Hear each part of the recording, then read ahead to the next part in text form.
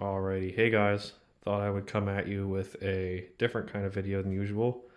This is going to be an educational video. Topic of this video is going to be things you should know before V8 swapping your YJ. Um, I've run into a bunch of little things here and there with this project that I think it would be really helpful to put out on YouTube because there are not a lot of videos on V8 swapping a YJ, and there are even fewer of the actual process of doing it. So I'll get started with the engine, obviously, first and foremost. You're gonna have to put custom motor mounts in, or swap motor mounts, basically. I bought mine off of, I think, Novak Adapt. Either Novak Adapt or Advanced Adapters, one of the two. But they have I think it was Novak Adapt. They have a really good website dedicated to V8 swapping Jeeps. So pretty much everything I say, you could just find on there. But I figured I would make this video because there's pretty much nothing on YouTube specifically. With their engine swap mounts, they come bare steel. You can see down in there that the donut is on the engine mount, rubber mount is on a 45-degree angle. Typically in some of the older fashioned engine swap kits for these Jeeps, it is straight up and down. The 45-degree angle helps a lot with the risk of tearing and just wearing out in general. And these engine mounts are pretty well adjustable. You can see they slide left and right, and they also have two different settings, either lower or higher. I have mine lower because you can see the stud for my air cleaner, which albeit is a little too long, almost touches, or actually it did touch the hood cross member thingy, so I had to dent that in a little bit, but that's for that stud specifically, just because I didn't have a shorter one. So yeah, you have to make custom engine mounts. It'll show you on their website how to measure it out, but basically you cut off your old engine mounts wherever they are. Mine was a factory 4-cylinder car, so they're right here. I cut them off, and pretty much the engine swap mounts are directly in front of where the old ones were, probably by about a ½ inch. Obviously you want it to be the same on either side so that the engine's square. And you want to have a little bit of a backward angle on your engine. So I'll put it down on the fender. You can kind of see it's tilted back a decent amount. That's pretty much mostly probably my application specifically, just how I did it. But generally speaking, you do want to have your engine tilted back, obviously, so that oil goes to the back of the pan to get picked up by the oil pump. As for radiators, you obviously aren't going to be able to use your stock radiator. You could buy a Chevy V8 engine swap radiator if you're swapping a Chevy V8 in it. You could buy a Chevy V8 engine swap radiator from Summit, Jags, probably Amazon, and I think Novak Adapt even has them on their website. Novak Adapt has pretty much everything for one of these swaps on their website. I've found it cheaper on some other websites, but that's mostly for name brand stuff rather than, on Novak Adapt's website, it's, this is, what we recommend. But, and that'll probably work the best, but, and I'll get into that in a minute. But yeah, so radiators, you're going to need to buy a V8 swap specific radiator or, whatever you're swapping into. But like I said, this video is about the small block Chevy swap specifically. Another thing to look out for is the exhaust. So I have Hedman mid-length headers I got them off Summit. They're advertised for Jeeps with the Chevy V8 swap. You can see, if you haven't noticed yet, this header is about an inch away from the frame, and this header is pretty much right up against the frame. Now, that's not the engine being shifted over. This header is actually comes out from the block an extra inch compared to this side header, and I imagine that's probably for the transcooler lines, so it's not really a huge deal. You can see there's still space.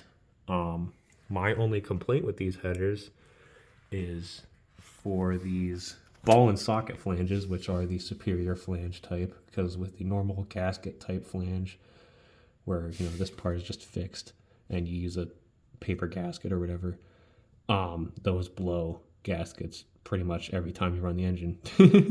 Or it seems like it, because they blow often. These ball and socket flanges don't have gaskets, so they don't even have that risk. But what I had an issue with was these bolts are just barely long enough to get these collectors on. That's probably, I just didn't have it oriented right, but I ended up having to get a longer bolt to be able to put this side on. Like, I can feel this is tight, and the end of the bolt is just barely sticking at the top of the nut. In fact, I think it's flush with the nut, so that's something to look out for. Another thing is wiring. You can see my Jeep has no wiring whatsoever in it right now. That's because I'm in the middle of deciding what I want to do for wiring, either running my factory harnesses and everything and just chopping it up and chopping off what I don't need, and modifying it to work with the small block Chevy, or I would end up getting a universal hot rod wiring harness off of Amazon or something, what DD Speed Shop uses.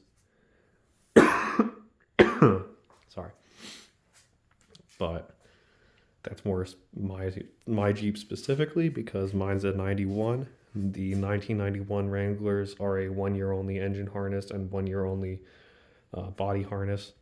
So I didn't really want to cut that up, but I mean, I'm kind of on the fence about it because I have no intentions of swapping a 4-cylinder back into this thing. So it's kind of like, why would I bother keeping the harness if I'm not going to use it, and it's not a perfect harness, so there's no real resale value to it. So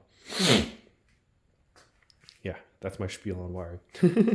You basically have to either modify your existing harness or go with a universal harness and work with that. Real side note, back to the exhaust. I originally wanted block fender well exit headers. I mentioned in my last video, I wanted fender well exit headers. They would come out from the engine, go over the frame, and down through the fender well, hence the fender well exit. Well, what happened was I bought a set of Hedman fender well exit headers off Summit that were advertised for a Jeep Wrangler, wide frame Wrangler, which is what this is, CJ7s and YJs and TJs and whatever. Basically everything from the CJ7 forward is a wide frame Wrangler. It was advertised for wide frame Wranglers with Chevy V8 swaps. And I don't know if it's because of these brackets, which I imagine it is, but they ended up hitting the frame before I could get them bolted up to the engine, so they wouldn't fit. It's like the engine was too far down. I know there are engine mount kits where it's basically a cradle rather than a weld-on bracket that bolts to, you drill holes in your shock towers,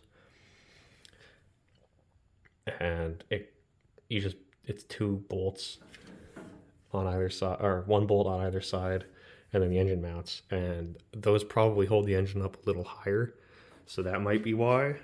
But for whatever reason, my engine specifically, my setup, the fender well exit headers didn't work, so I had to run these mid-length headers. Other options are like ram horn headers or block hugger headers. something like that. Basically, you have to run, with this setup, you have to run exhaust on the inside of the frame. Which is a shame because I really wanted to run side pipes. Okay, on to let's do the transmission/transmission crossmember. So I'll get on the floor here. You can see factory transmission crossmember.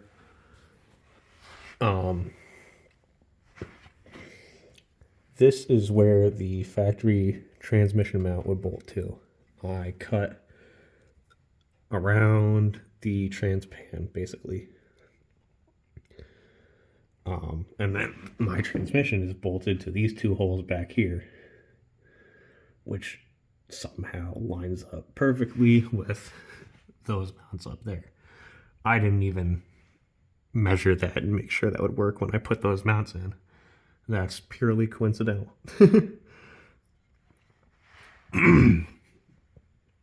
As for transmissions, if you have the factory 4-liter transmission, the AX15, you can bolt that up to a small block Chevy. However, there's a big however. That's more for like a smog era Chevy or a throttle body injection era Chevy rather than something high performance. Sorry about that. The AX15 is a strong transmission, but it's not bulletproof. I would not recommend using an AX15 if you're going to run anything more than 210 horsepower through it. You know, anything more than a 80s throttle body injected truck motor, basically.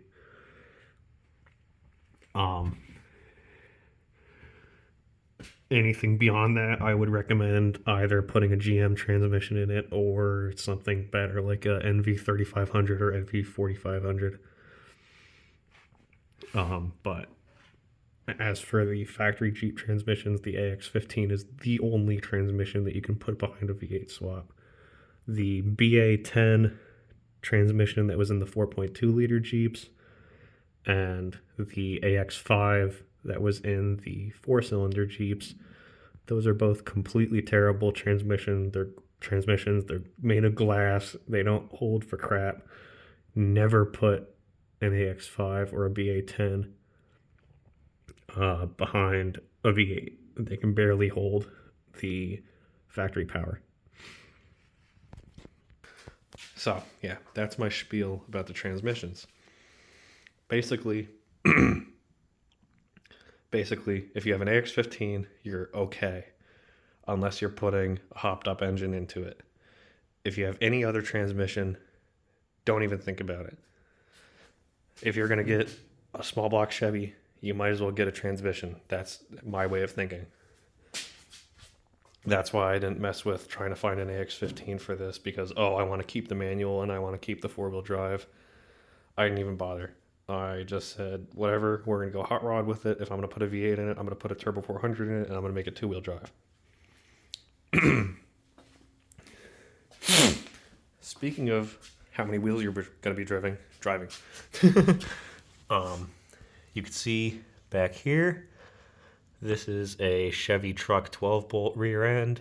Mine is a 373 Posi. And I had to cut the spring perches off and re-weld them to where it would work with the factory leaf springs, obviously. For the stock rear ends, I would stay away from using them. I know on some V8 swap videos I've seen, they still have the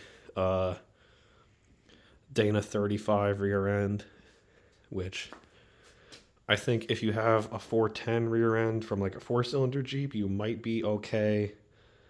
Again, if you have a smog era Jeep. But if you're running any power at all, do not use a factory rear end or factory transmission. Go with something better. There's a reason they didn't put V8s in these things. And that's, they didn't put V8s in these Wranglers, and that's why don't even think about using the factory rear end, because they obviously didn't account for a V8 power to go into it. I've seen pictures and videos of people with those Dana 35 rear ends blown up from just being behind the factory engine. So don't even mess around with using a factory rear end in a V8 swap Jeep unless it's just a V8. It's not hopped up or anything. Then you get to your front end. You can see mine is gutted. I don't have any gears in it. I don't have axle shafts in it. I took apart the axle shafts and I just used the ends to hold together the wheel bearing, basically. So it's torqued as if there's an axle shaft, but there is no axle shaft. The front axle, a lot of people say, is actually stronger than the rear axle. Don't know how true that is, but you don't hear as much about, oh, my Dana 30 front axle blew up. It's always the Dana 35s that blow up and the AMC whatevers. But if you're gonna make a 4-wheel drive V8 swap Wrangler, I wouldn't count for swapping out your rear front end, but you might as well while you're at it. That way you don't have to worry about it. That's my way of thinking. Obviously, with how I did mine, I'm not going to worry about this because I'm not using it. I'm not powering it. So I'm not going to worry about swapping it out to something stronger because, there's no point. I'm not going to be putting a 4-wheel drive drivetrain in this. And that brings me to my final point of this whole engine swap thing is very custom. There's a lot of stuff that goes into it that you really have to think about, and you really have to find specific stuff to work with it. Like, you have to find a rear end to work with your powertrain. You have to find a transmission to work with your powertrain. And if you're going to go to a 4-wheel drive setup, you need to find a transfer case that'll take the power. The factory 4-cylinder transfer cases won't do crap. They don't hold up. They're going to break. The heavier duty 4-liter 6-cylinder transfer cases that they put in these are a little bit better. They can take the power of a V8. I don't know about a powerful V8, but they can take the power. If you're looking for something that can take a little more power, I think you would need something that's driver's side drop transfer case so that the drive shaft comes out on the driver's side. And that's pretty much like a Super Duty F-Series, which that wouldn't even work. No, scratch that. An OBS Chevy pickup truck, 4-wheel drive models have driver's side drop transfer cases. Square bodies don't. Square bodies, the transfer case comes out the passenger side. That's pretty much it. As far as I know, that's really the only option, is to get a transfer case from a OBS Chevy, 88 to 97. That's pretty much it. I don't have a whole lot else to say other than, if you do go with custom wiring, you have to get gauges and whatever. You have to plan for that, but that's all kind of obvious. Steering you'll be fine with. Suspension you should be fine with. My Jeep specifically, I have the heavy duty rear springs at least. I'm not sure about the front springs. I can't remember. But I know for sure I have the heavy duty rear springs just to help a little bit with the load in the back. I would say another concern to just be on the lookout for. I would say another concern to be on the lookout for is wheel hop. If you're gonna build a hot rod like mine. I'm probably eventually going to be putting slapper bars in this thing because I account for wheel hop. One more thing, I just forgot. Fuel system. If you have a EFI Jeep with the electronic fuel pump, this would be your sending unit. Fuel pump would usually be right here. You can't use that. You have to either get a external fuel pressure regulator, which is like $100, or what I'm going to do is I'm going to have a universal fuel sock with a AN fitting on it, and then I'm just going to have a piece of rubber hose going from here to here, and then I'm going to run either a clacker pump on the outside of the frame or a mechanical fuel pump on the engine, either or. So that's it. That's everything. If I missed something, ask it and I'll probably answer it in the comments. But that'll do it for this video. I will see you guys in the next one.